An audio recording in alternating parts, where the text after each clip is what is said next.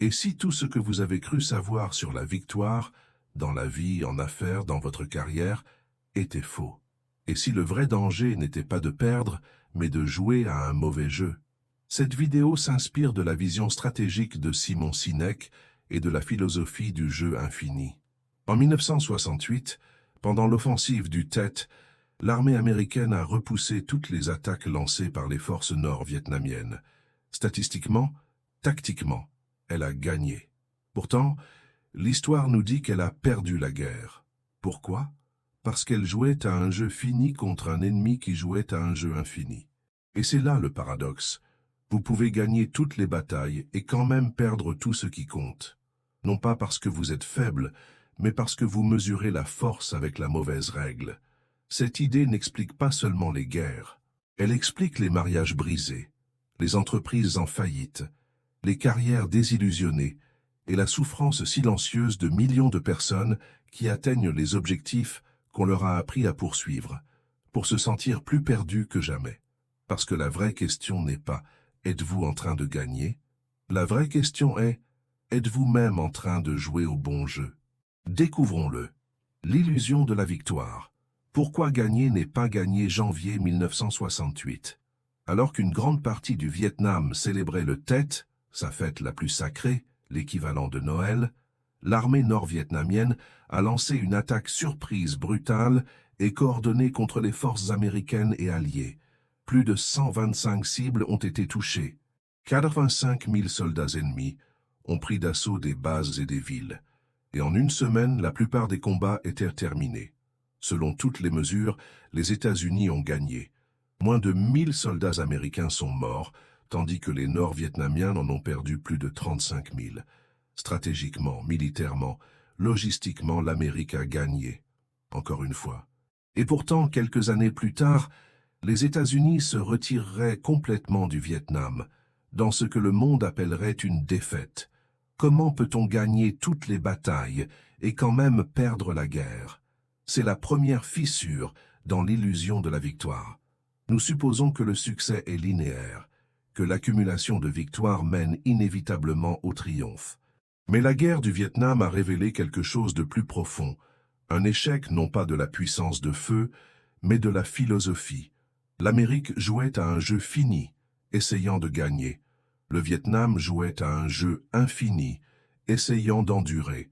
Et dans les jeux infinis, le tableau de bord ne détermine pas le gagnant. C'est la persévérance qui le fait. Ce n'est pas seulement de l'histoire. C'est un miroir. Combien d'entreprises ont écrasé leurs concurrents pour s'effondrer sous leur propre poids une décennie plus tard? Combien de personnes courent après les titres, les voitures, les salaires, gagnant le jeu de la vie, et pourtant se défont discrètement dans une crise de la quarantaine, une dépression ou un épuisement professionnel? La victoire, il s'avère, est un mirage séduisant.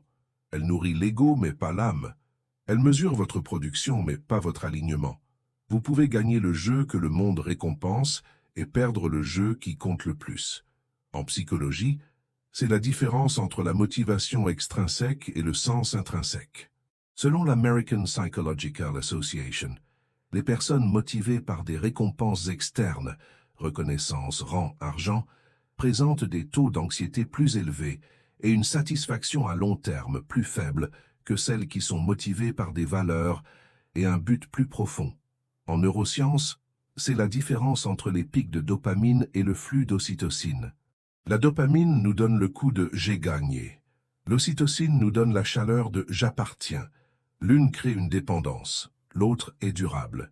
Et dans le coaching de haute performance, cela se manifeste constamment. Le performeur qui n'arrête pas de battre des records pour se sentir plus vide après chacun d'eux. Ils ne sont pas brisés. Ils ne font que courir après le mauvais tableau de bord. Parce que lorsque vous définissez le succès par des mesures étroites et finies, que se passe-t-il lorsque vous les atteignez? Que faites-vous lorsque vous gagnez enfin? Souvent la réponse est « vous vous effondrez » ou vous courez après la prochaine victoire, ou pire encore, vous vous perdez. Voici donc la vérité plus profonde. Gagner n'est pas la fin, ce n'est même pas le but. Au moment où vous définissez votre parcours par la conquête des autres, vous vous enfermez dans un cadre fini, un cadre avec un temps limité, une vision limitée et une âme limitée. Mais que se passerait-il si vous jouiez à un jeu complètement différent? Et si le but n'était pas de gagner, mais de durer? Pas de battre les autres, mais de devenir inébranlablement vous-même. Dans le prochain chapitre, nous explorerons à quoi ressemble ce jeu et pourquoi les personnes et les organisations les plus puissantes au monde sont celles qui refusent de jouer selon les règles de tous les autres. Le jeu infini. À quel jeu jouez-vous réellement? Chaque interaction dans la vie, les affaires, les relations, la politique, est un jeu. La question est, de quel type? Selon James P. Cars, philosophe et auteur de Finite and Infinite Games, il n'existe que deux types de jeux dans ce monde. Les jeux finis et les jeux infinis. Les jeux finis ont des joueurs connus, des règles fixes et un résultat clair et convenu. Pensez à un match de football. Tout le monde sait qui joue, quelles sont les règles, et que le jeu se termine au coup de sifflet final. Il y a un gagnant, il y a un perdant, et tout le monde se serre la main et rentre chez soi. Mais les jeux infinis, ils sont différents. Ils ont des joueurs connus et inconnus. Les règles sont modifiables. Et le but n'est pas de gagner, mais de continuer à jouer. La vie est un jeu infini, tout comme le leadership, tout comme la culture, tout comme l'éducation. Et les affaires? Très certainement. Mais voici le problème. Nous essayons sans cesse de jouer à des jeux infinis avec des mentalités finies. Nous sommes obsédés par les parts de marché, les bénéfices trimestriels, le fait de battre la concurrence, d'obtenir plus d'abonnés. Nous fixons des objectifs arbitraires et agissons comme si les atteindre nous rendait meilleurs ou premiers. Mais dans un jeu infini, ces victoires sont des illusions, des moments temporaires de validation dans un jeu qui ne se termine pas. Et quel est le prix à payer? Le chaos stratégique, la fatigue émotionnelle, l'épuisement professionnel déguisé en ambition. En neurosciences, ce décalage active les systèmes de stress chronique. Le cortex préfrontal du cerveau, responsable de la prise de décision à long terme, se ferme sous la pression soutenue de « gagner ». Le système limbique prend le relais, amplifiant la peur, la compétition et la vision tunnel. Vous cessez de voir les possibilités. Vous commencez à voir les menaces. Chaque jour devient une bataille, pas un voyage.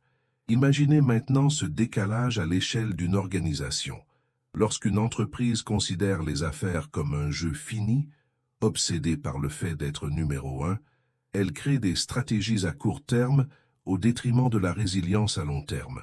Elle commence à mesurer le succès en termes de profit plutôt que de personnes. Elle récompense la politique plutôt que le but. Et l'âme de l'entreprise commence à se corroder de l'intérieur. Lorsque les politiciens considèrent la gouvernance comme un jeu fini, ils légifèrent pour obtenir des applaudissements, pas pour laisser un héritage. Lorsque les éducateurs considèrent le monde universitaire comme un jeu fini, ils classent les établissements comme des équipes sportives, oubliant que la connaissance n'est pas un podium, c'est un chemin.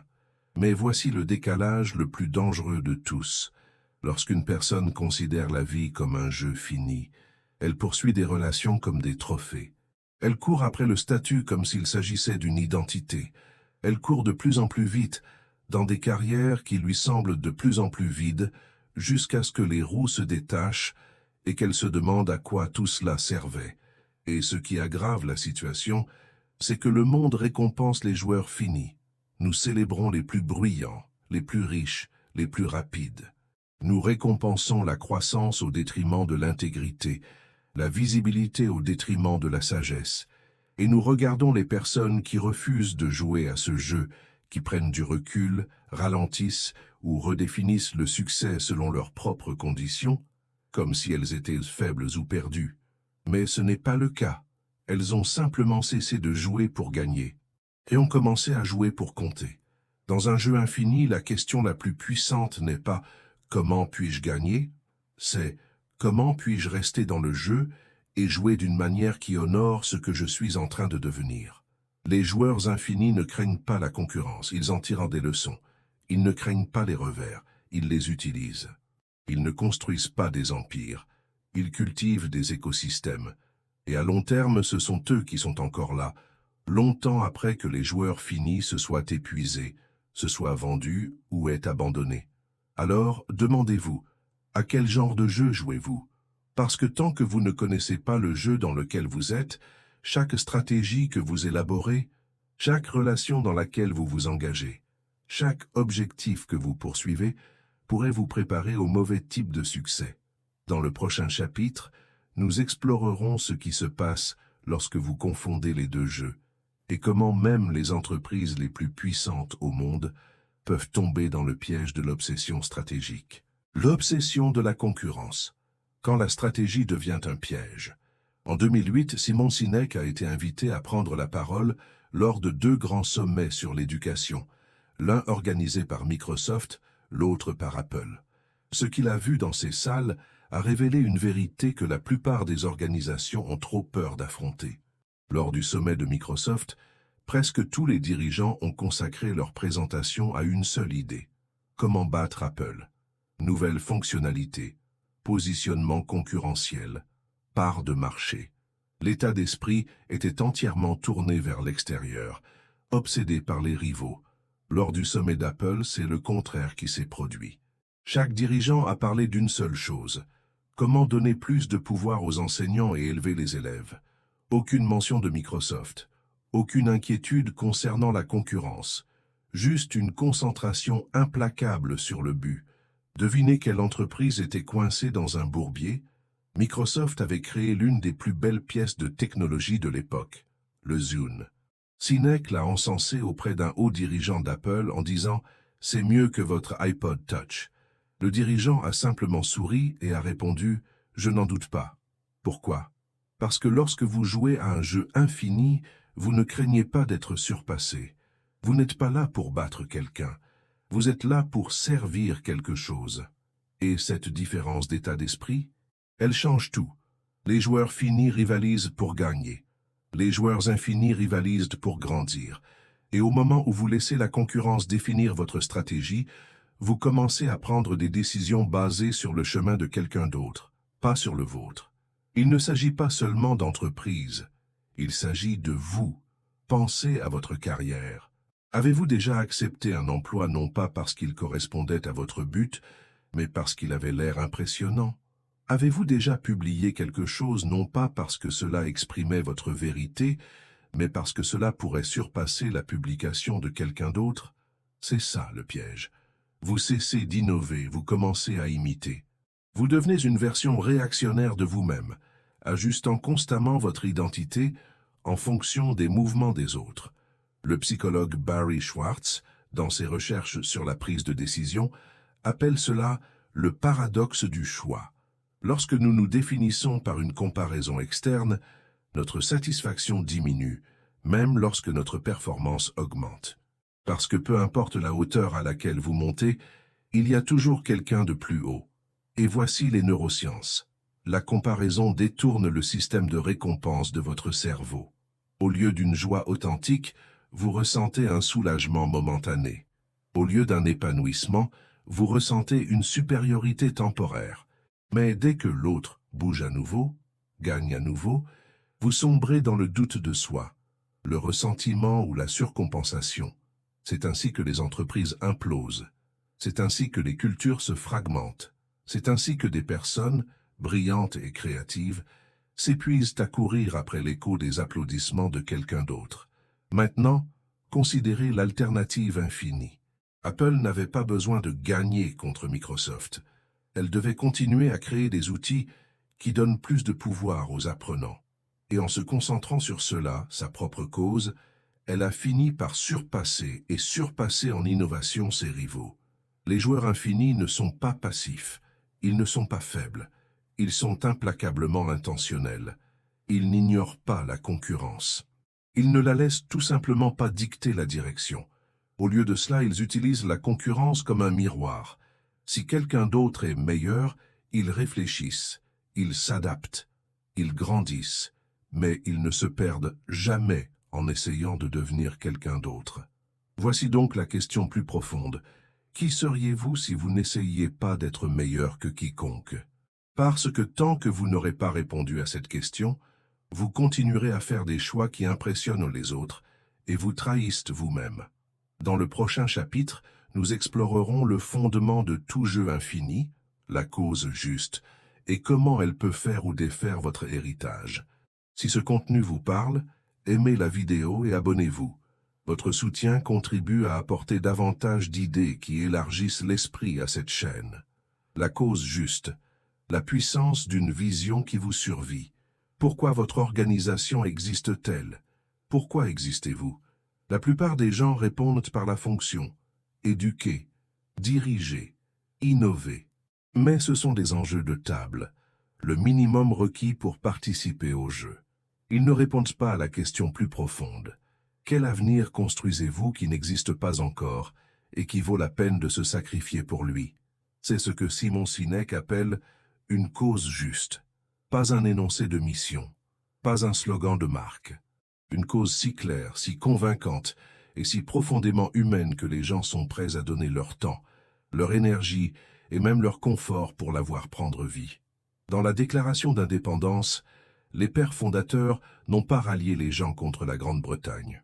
Ils ont rallié les gens autour d'une cause, que tous les hommes sont créés égaux et dotés de certains droits inaliénables. Ce document n'était pas une stratégie, c'était une vision du monde qui pourrait être, et un appel aux gens à tout donner pour la rendre réelle. Voici la clé. Une cause juste n'est pas définie par ce contre quoi vous êtes, elle est définie par ce que vous vous engagez à créer. Et cette vision, si elle est réelle, exige des sacrifices. Cela pourrait signifier travailler plus longtemps, refuser un salaire plus élevé ailleurs, partager librement vos meilleures idées. Pourquoi? Parce que la cause compte plus que le gain personnel. Parce que faire partie de quelque chose de significatif est plus satisfaisant que de courir après quelque chose d'impressionnant. Ancrons cela dans la psychologie. Les recherches de Martin Seligman, pionnier de la psychologie positive, ont révélé que les plus hauts niveaux de bien-être humain ne proviennent pas du plaisir ni même de la réussite, mais du sens. Lorsque les gens croient que leurs efforts contribuent à quelque chose de plus grand qu'eux-mêmes, ils font état de plus de résilience, de plus de créativité et d'une satisfaction de vie plus profonde. Dans le cerveau, une cause juste déclenche la libération d'ocytocine et de sérotonine, des substances neurochimiques qui renforcent la confiance, la coopération et l'appartenance. Elle bâtit des cultures qui sont émotionnellement collantes, où les gens ne se contentent pas de se présenter, ils adhèrent. Maintenant, comparez cela aux organisations sans cause juste. Elles se rabattent sur des mesures vides. Elles annoncent des salaires de départ. Elles promettent le prestige. Mais tout cela est un appât fini, cela fonctionne pendant un certain temps. Jusqu'à ce que les gens se réveillent, épuisés, se demandant si tout cela était une arnaque. Pire encore, les institutions qui n'ont pas de cause juste commencent à donner aux gens ce qu'ils veulent, pas ce dont ils ont besoin. Elles conçoivent des cours pour la popularité, pas pour la transformation. Elles commercialisent un succès superficiel, pas un développement humain. Elles deviennent des miroirs du marché au lieu de créateurs de sens, et ce faisant, elles perdent la chose même qui les rend dignes de loyauté. Mais lorsqu'une cause juste et vivante, tout change. Les gens se rassemblent, les étudiants veillent tard, non pas parce qu'ils y sont obligés, mais parce qu'ils le veulent. Les employés refusent de meilleures offres ailleurs. Les équipes résolvent les problèmes de manière créative parce qu'elles croient que le travail est important. Regardez les meilleurs enseignants, les meilleurs fondateurs, les meilleurs leaders. Ils ne vendent pas des emplois. Ils invitent les gens à un voyage. Ils ne promettent pas des victoires faciles. Ils exigent un engagement profond. Et à cause de cela, ils créent des cultures qui durent longtemps après leur départ. Alors posez-vous la question et posez-la à votre équipe. Qu'est-ce que nous défendons qui vaille la peine de se sacrifier? Si votre organisation disparaissait demain, quelqu'un se battrait-il pour la maintenir en vie? Si la réponse est non, vous n'avez pas de juste cause. Vous avez un modèle économique. Et dans un jeu infini, ce n'est pas suffisant. Parce que lorsque les ressources diminuent et que les temps sont durs, seule une juste cause permet aux gens d'aller de l'avant. Dans le chapitre suivant, Nous explorerons ce qui rend ce mouvement vers l'avant durable, la confiance, le leadership et les relations honnêtes qui alimentent la véritable résilience. Équipe de confiance, rivaux dignes et la vérité sur le leadership. Imaginez entrer au travail et pouvoir dire sans crainte « j'ai fait une erreur, j'ai du mal » ou « j'ai besoin d'aide ». Imaginez maintenant une culture où dire ces choses n'affaiblit pas votre position mais approfondit votre appartenance. Voilà à quoi ressemble une équipe de confiance. Dans un jeu fini, la confiance est une transaction. Si vous réussissez bien, vous êtes en sécurité. Si vous avez des difficultés, vous êtes remplaçable. Mais dans un jeu infini, la confiance est le fondement.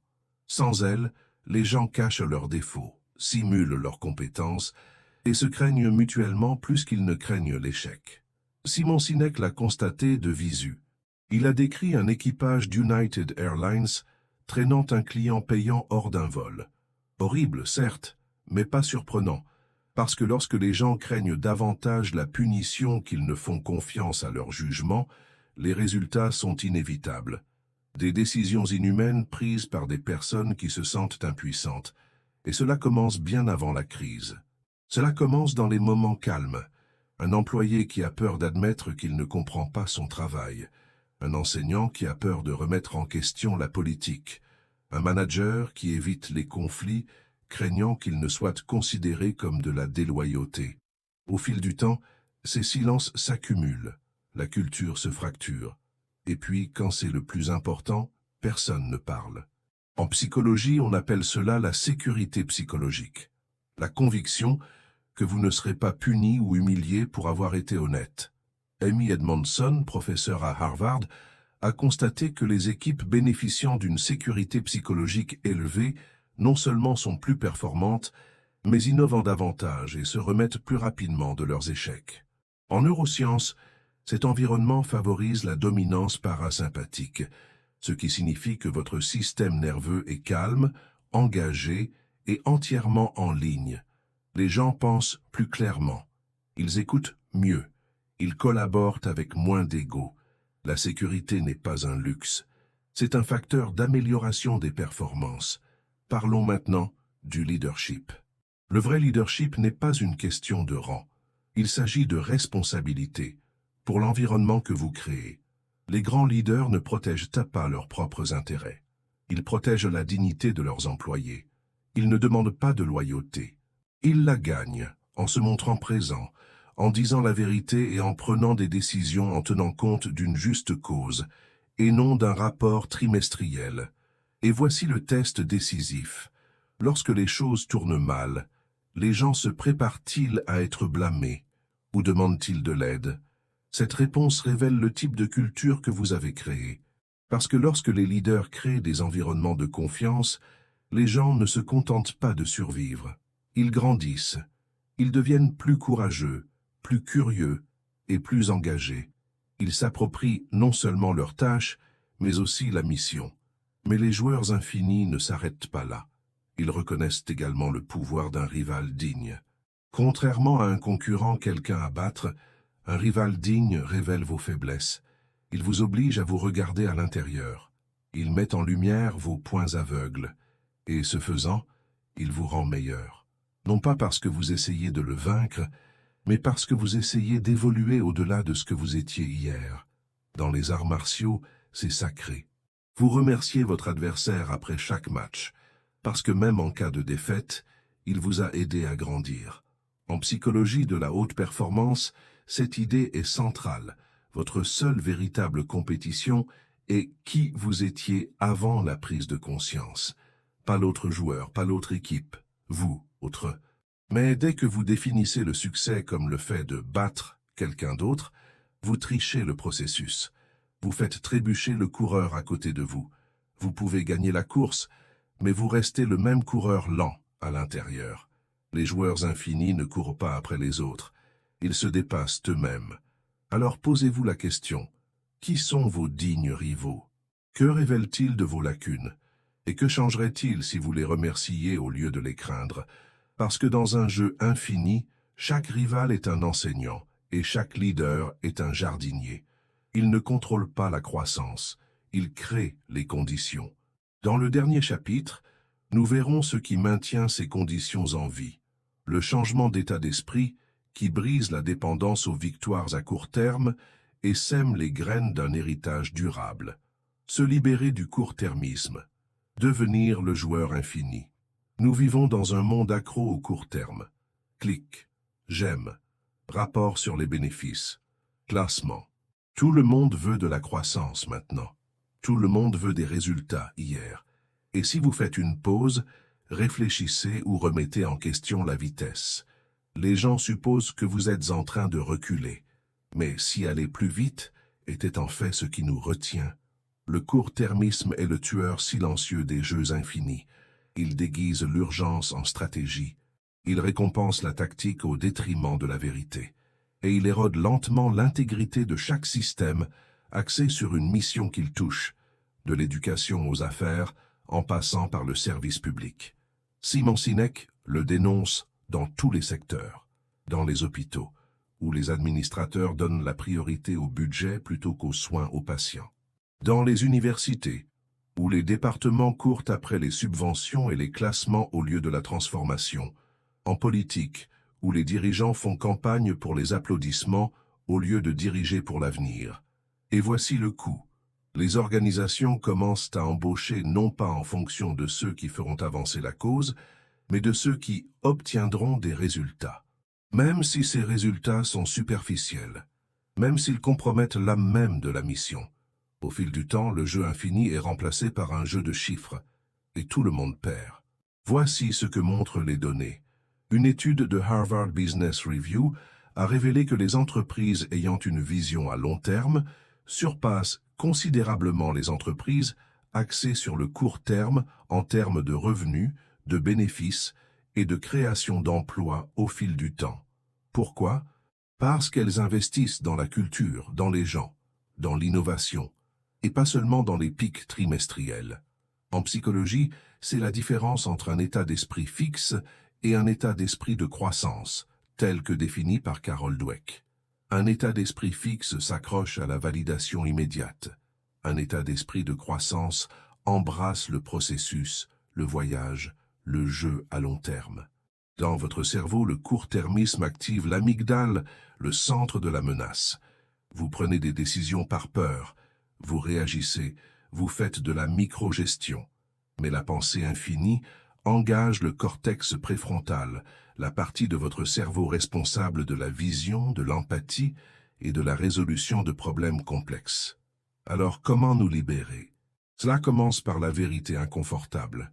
Si votre objectif est d'être le meilleur collecteur de fonds, le meilleur performeur, le mieux classé, vous avez déjà choisi la voie finie. Et à un moment donné, le système vous demandera de compromettre ce qui compte le plus afin de conserver votre place au sommet. Mais si votre objectif est de servir quelque chose de plus grand, de construire quelque chose de durable, de laisser quelque chose derrière vous, alors vous êtes entré dans l'arène infinie. Et voici le paradoxe. Les joueurs infinis ne gagnent pas toujours la course, mais ils survivent à la course. Ils construisent des systèmes, des mouvements, des cultures qui prospèrent longtemps après que leur nom a disparu de l'organigramme ou du frontispice. Leur objectif? L'héritage, pas les applaudissements. L'intégrité, pas la visibilité. Le progrès, pas la perfection. Ce type de joueur prend des décisions différemment. Il dit non à l'argent rapide. Il protège la santé à long terme de l'équipe. Il enseigne le courage au lieu de la conformité. Il crée des environnements où le travail est dur et sacré. Il se souvient que l'argent est un carburant, pas un but. Que les mesures comptent, mais que le sens compte davantage. Et surtout, il se demande chaque jour, suis-je en accord avec l'avenir que je prétends construire? Parce que c'est le cœur du jeu infini. Il ne s'agit pas d'être meilleur que quelqu'un d'autre. Il s'agit de s'aligner davantage sur votre juste cause, d'être plus honnête avec vos valeurs et d'être plus ancré dans votre pourquoi. Alors posez-vous la question, si votre pierre tombale ne pouvait dire qu'une seule chose, voudriez-vous qu'elle dise « a atteint tous les objectifs » ou voudriez-vous qu'elle dise « a servi quelque chose d'éternel » Parce qu'en fin de compte, on ne se souvient pas du joueur infini pour le nombre de victoires qu'il a remportées. On se souvient de lui pour ce qu'il a défendu et pour la façon dont il a rendu les autres plus forts longtemps après son départ. Tout ce qu'on nous a enseigné sur le succès, les victoires, les titres, les classements, appartient à un jeu qui n'était pas censé durer. Et pourtant, beaucoup le poursuivent encore, désespérés de prouver leur valeur par la comparaison, la validation et la performance. Mais la vérité qui attend tranquillement sous tout ce bruit est la suivante. La vie la plus puissante n'est pas celle qui gagne, c'est celle qui dure. Le message de Simon Sinek dans le jeu infini n'est pas seulement destiné aux leaders ou aux PDG. Il s'adresse à tous ceux qui se sont déjà sentis épuisés par la routine, désorientés par leur propre ambition ou vidés par les choses mêmes qu'ils pensaient les combler. Le jeu infini nous invite à cesser de nous mesurer aux autres et à commencer à nous aligner sur quelque chose de plus profond, à cesser de courir après les applaudissements et à commencer à cultiver le sens. À construire non pas pour ce trimestre, mais pour les générations qui hériteront de la culture que nous créons. Ce passage, du fini à l'infini, change la façon dont vous dirigez, dont vous aimez et dont vous vivez. Voici donc la dernière réflexion. Vous n'avez pas besoin de gagner. Vous devez rester dans le jeu avec intégrité, avec un but, avec courage. Parce qu'à long terme, la seule vraie victoire est de rester fidèle à votre cause pendant que tous les autres se perdent dans le bruit. Si ce message a remué quelque chose en vous, s'il vous a rappelé qui vous êtes vraiment ou qui vous voulez encore devenir, alors ne vous arrêtez pas là. Aimez la vidéo, abonnez-vous à la chaîne. Partagez-la avec quelqu'un qui a couru après les victoires, mais qui aspire à un sens. Et dites-nous dans les commentaires, quel est le jeu infini auquel vous avez décidé de jouer? Parce qu'en fin de compte, il ne s'agit pas du nombre de points que vous marquez. Il s'agit du type de joueur que vous choisissez d'être lorsque personne ne tient le score.